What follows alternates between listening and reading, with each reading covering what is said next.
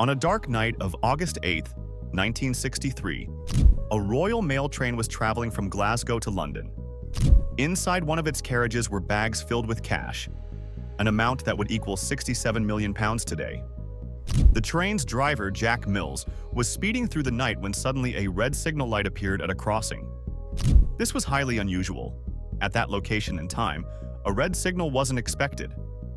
Still, following protocol, Mills applied the brakes and brought the train to a halt on the deserted track. For a moment, there was complete silence. But behind that silence lay a master plan, one that was about to become known as the biggest robbery of the century. This may sound like a movie plot, but in reality, a group of robbers executed a suspense-filled operation and looted millions of pounds from a British government train without firing a single bullet.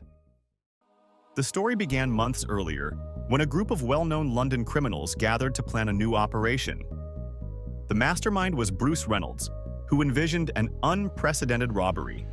He had received secret information about Britain's Royal Mail Service from an insider, a senior security officer whose identity remains unknown to this day. The tip revealed that a special carriage known as the High Value Package, HVP, coach transported large amounts of cash on certain days. Reynolds and his team decided that this would be their target. Although the group had criminal experience, they had never robbed a train before. To compensate, they recruited another London gang with railway robbery experience, the notorious South Coast Raiders. Gradually, the team grew to more than 15 members. Their goal? Stop a government train and rob it without firing a single shot. On August 7, 1963, at 6:50 p.m., the train departed from Glasgow Central Station, scheduled to reach London's Euston Station at 4 a.m. the next morning. There were 12 carriages and 72 postal workers on board, sorting mail during the journey. The train distributed parcels without stopping, using a system of nets and trackside racks to exchange mail at speed. The targeted HVP carriage was attached later at Nuneaton Station. It contained cash sent across cities through money orders.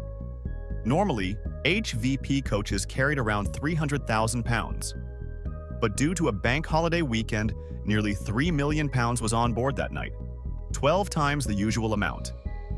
Even more fortunate for the robbers, the alarm-equipped HVP coaches were out of service. A reserve carriage without security systems was used instead. This was no coincidence.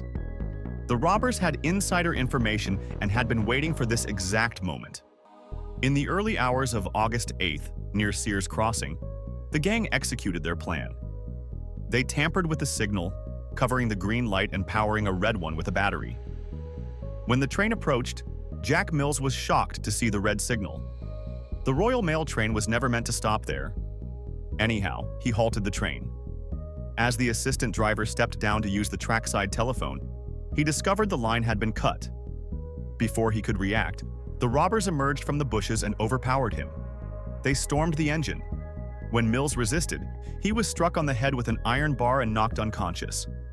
Meanwhile, other gang members uncoupled the first two carriages, the engine and the HVP coach, from the rest of the train. Their destination was Bridego Bridge, about a kilometer away, where a truck awaited below. The gang had brought a retired train driver to move the engine, but he panicked when faced with the unfamiliar controls. With no choice, they revived Jack Mills and forced him to drive the train to the bridge. Once they reached the bridge, the robbers broke into the HVP carriage, assaulted 5 staff members, tied them up, and began transferring the cash. Inside were 128 sacks of banknotes weighing over 2.5 tons. They had only 15 minutes, so they form a human chain, and they loaded 120 sacks into their truck. 8 sacks were left behind due to time constraints. The operation had worked almost perfectly till now. After escaping, the gang drove to their hideout near the village of Oakley, about 43 kilometers away. They monitored police communications via radio and initially celebrated their success, even playing Monopoly using real banknotes. But their celebration was short-lived. Police quickly established a 50-kilometer search radius based on witness statements. Panicking, the gang distributed the money earlier than planned and fled. They attempted to erase fingerprints and ordered one member to burn the hideout. He took his share of the money and ran without destroying the evidence. This single mistake sealed their fate. Police soon located the farmhouse hideout. Inside, they found mail sacks, repainted vehicles, and fingerprints left on the Monopoly game. These prints matched Scotland Yard records. Within days, 14 of the 16 gang members were arrested. 2 individuals escaped, the replacement driver and the Royal Mail insider whose identity remains a mystery. The court declared it the robbery of the century. Most gang members received 30-year prison sentences. Brydego Bridge became forever known as Train Robbers Bridge. Jack Mills never returned to work due to his injuries and died 7 years later. What seemed like the perfect crime collapsed because of one overlooked detail. History remembers it not just as a daring heist, but as proof that even the most meticulous plans can fail. Thank you for watching. Hope you have liked the video.